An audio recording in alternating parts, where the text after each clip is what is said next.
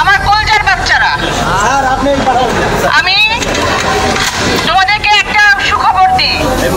মোল্লা কাঁদছে, মোল্লা কাঁদছে, মোল্লা ভয় পেয়েছে।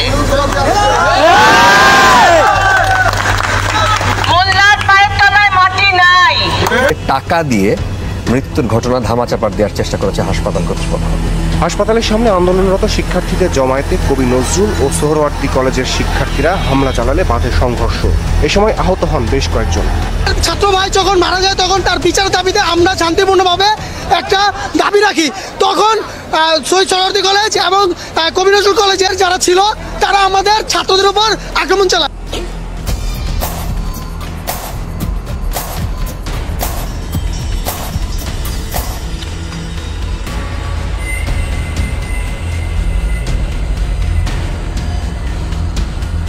খুব মজার, খুব উত্তেজনাপূর্ণ একটা দিন গেল। আমার কাছে খুব মজা লাগছে, মানে কোনো একটা অ্যাকশন মুভি দেখলে আমার যেরকম মজা লাগে ওরকম একটা মজা লাগছে। একটু সহজ করে বলছি, ডিএমআরসি মানে যারা চেনেন না তারা হচ্ছে যে যাত্রাবাড়ি থেকে ডেমরার দিকে যাইতে একটা বড় একটা কলেজ আছে। কোনো একজন মানুষ, যার নাম আমি বলছি না, যে ডেমরা অঞ্চলের যেই মানে মধ্যবিত্ত বাবা মা আছে, ওই মধ্যবিত্ত রেজাল্ট লোভী বাবা মার রক্ত চুইসা অনেক টাকা পয়সা বানাইছে এবং তারই ফসল হচ্ছে ডিএমআরসি কলেজ। সেই ডিএমআরসি কলেজে একেবারে মানে খুবই ধনী মার্কা, এটার একটু বিপরীত শব্দ করবেন প্লিজ, ওই ধনী মার্কা পোলাপান একেবারেই মনে করেন যে ভাঙ্গা চুই পারলে আগুনই লাগাই দিত। মানে আসলে কি কম ডাইরেক্ট বলি, আসলে ওই টোকাই মার্কা একটা কাজ হচ্ছে আর কি। টোকাইদের না একটা সাইকোলজি, আমার একটা ফ্রেন্ড আছে, সে আমার বলছে যে টোকাইরা কেন সবকিছু ভাঙে, টোকাইরা সবকিছু ভাঙে। মানে ও আমার বলতেছে এরকম যে আসলে যারা অনেক গরিব তারা বড় লোকদের প্রতি না অনেক বড় ধরনের কিছু বিতৃষ্ণা রাখে, কিছু ক্ষোভ রাখে। এটা অবভিয়াসলি রাষ্ট্রের দোষ, সমাজের দোষ, এবং গরিবরা বড় লোকদের প্রতি মানে একেবারেই মানে এই যে ড্যান্ডিখোর টাইপের যে গরিবরা থাকে আর কি, যাদের জীবনের মায়া, যাই হোক জীবনের কোনো কিছুই নাই আর কি, আসলে তারা তো একটা ক্ষোভ রাখতেই পারে। এরকম কোনো একটা কিছু হইলে তারা একদম মনে করেন যে হয় মেট্রোল ভেঙে চলে শেষ করে দিব, নাইলে মনে করেন এটা জ্বালাই দিব, ওটা জ্বালাই দিব, মানে ধ্বংসাত্মক কর্মকাণ্ডগুলোতে টোকাইদের কিন্তু আমরা ভালোভাবে দেখি। এখন এই যে কবি নজরুল সোহরাওয়ার্দীর পোলাপানও মনে হয় ওই টোকাই মার্কা একটা কাজই করছে। আসলে ভাই পড়ালেখা মানে অটো পাস মার্কা পোলাপানের আর পড়ালেখা আমি কি করবো, মানে আসলে আজকে আমার এই ভিডিওটাতে আমার শব্দ চয়ন সুন্দর হবে না, আগে থেকেই আপনাদেরকে বলে রাখছি আর কি। অটো পাস মার্কা পোলাপান না, আসলে ওই যে অগত পুরো জেনারেশনটাই গেল আর কি অটো পাস দিয়া। করোনার সময় একটা অটো পাস পাইলো, এখন আবার নিজের আন্দোলন করে একটা অটো পাস পাইলো, দেশ স্বাধীন করলো তারা, ওই একটা অটো পাস পাইলো। বই খাতা যখন দেখলাম যে মানে ছিঁড়া মানে ফালাইতেছে, এর কিছু হইলো, কারা করছে এরা? ওই যে সোহরাওয়ার্দী আর কবি নজরুলের পোলাপান করছে। আবার ভিডিও করতেছে সুন্দর মতো, এমন বাজে বাজে অশ্লীল অঙ্গভঙ্গি করতেছে যে মানে বইরে কি কমো। আর কি একটা ছোটবেলায় স্যাররা পড়াইতো যে ছাত্র নং অধ্যয়নং তপ, মানে ছাত্রদের কাজ হচ্ছে বইপত্র নিয়ে পড়াশোনা করা, টেবিলে পড়ে থাকা। আর কি ছাত্র ভাই, নামের ছাত্র না কি আমি এটা বুঝি না। এখন ডিএমআরসির পোলাপানরা কি আসলে দোষ না দিয়ে আপনি পারবেন? ডিএমআরসির পোলাপান তো সেম কাজগুলাই করছিল গতকালকে গিয়া, এরা ভাঙছে ওরা ভাঙছে। সোহরাওয়ার্দী কলেজের যে সাইনবোর্ডটা থাকে, ওই সাইনবোর্ডটার মধ্যে পাড়া দিয়া তারা একদম অ্যাভেঞ্জার্সের মতো দাঁড়ায় ছিল, 10-15 জন, এই ধরনের ছবি টবি কিন্তু আমি কালকে দেখছি। এরাও কাজটা ঠিক করে। আচ্ছা ভালো কথা, ঢালাও ভাবে ধরে নিলাম যে ডিএমআরসির পোলাপান দোষী, আবার ঢালাও ভাবে ধরে নিলাম যে সোহরাওয়ার্দী কলেজ আর এই কবি নজরুলের পোলাপান দোষী, একদম ঢালাও ভাবে। একটা মানুষ তাদের ভালো নেই, ঠিক আছে, আমি এটা ধরে নিলাম। জান সমস্যার সূত্রপাতটা ইতিমধ্যে আপনারা সবাই জানেন। সমস্যার সূত্রপাত হয়েছে যে অভিজিৎ হাওলাদার নামে একটা ছেলে ডেঙ্গু রোগী ছিল, ন্যাশনাল মেডিকেলে চিকিৎসার অবহেলায় মারা যায়। এখন যার বন্ধু বান্ধব মরে তার একটু ক্ষোভ থাকে, আমি এটা বুঝি, কিন্তু ঢালাও ভাবে যদি আসলে আমি এরকম ভাঙচুর শুরু করে দিই, মানে আসলে আন্দোলন, এটা ঘেরাও ওইটা ঘেরাও। এখন বাংলাদেশের চিকিৎসা ব্যবস্থায় এমন যে কোনো একটা কিছু হইলেই চিকিৎসার অবহেলায় রোগীর মৃত্যু এটা খুবই নর্মাল হয়ে গেছে। আর কিছু হইলে এখন মনে করেন যে ওই ডাক্তার পিটানো শুরু করে দেয় মানুষজন। এখন কথা হলো এই ডাক্তারগুলোর মধ্যে তো এরকম অনেক ডাক্তার থাকে যে আসলে রাত দিন চেষ্টা করে, মানে নিরলস পরিশ্রম করে চেষ্টা করে মানুষের সেবা দেওয়ার জন্য। ওই মানুষগুলোই হুদা মাইর খায়, যেটা অ্যাকচুয়ালি খারাপ না ভাই, এটা তো ভাই পলিটিক্স বুঝে, আর তো চিকনে মনে করেন যে এটা জায়গা। ওই খারাপ ডাক্তারটি জীবনে কোন সময় কিন্তু মাইর খায় না। মাইর খেলে ওই আস্তে কিছু বলদ চলদ এটি মানুষের সেবা করতে গিয়ে হিডিয়ে মাইর খায়। তাও আবার দুই চারটা দিন এড়িয়ে কথাবার্তা কয় যা কী করবো না করবো, এরপর আবার হে সেবাই করে। এই বলদগুলো সবসময় মানুষের সেবাই করে যাবো, ওই বিষয়ে আমি আসতেছি না। আসলে না, সমস্যাটা না এই আমাদের জাতিগতভাবেই।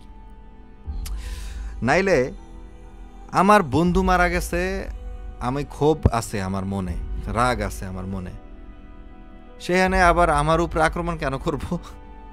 আর মজার বিষয় হলো আক্রমণটা করছে এবার। আগে তো ভাই ওই যে হেলমেট লিগ আক্রমণ করতো, এখন একটা মূর্খদের একটা দল আছে, ওই দলের হেলমেট দল এখন বলা যায়। আসলে ওই মূর্খদের একটা দলের কোনো একটা বড় ভাইরা আবার আক্রমণ করছে আর কি পোলাপান্ডের উপরে। একই জিনিস যদি এরকম মুদ্রার এই পিঠ আর ওই পিঠ দেখে, তাহলে ওই যে স্বাধীন স্বাধীন খুঁজে যে পোলাপান চিল্লায়, সবাই যে এটার একটা মজা জোকস হিসেবে লয়ে লইছে, আরে ছাত্ররা না দেশ স্বাধীন করছে, এখন ছাত্ররা এমন করে কে? ওকে, যাই হোক, আসলে আমি এই পলিটিক্যাল বিষয়ে না আসলে বেশি কিছু এটা বলতে চাচ্ছি না। খালি আমি আমার একটা পয়েন্ট বলি, যে আমার একটা পয়েন্ট, আমি 6 মাস আগেও ভাবতাম 100 বছরে বাংলাদেশের কোনো উন্নতি হবে না, মানে মানুষের যে মূল্যবোধ থাকে না, মানুষের মূল্যবোধের কোনো উন্নতি হবে না। ওই পদ্মা ব্রিজ আর মেট্রো রেল বানালে কিন্তু উন্নতি হয় না অ্যাকচুয়ালি।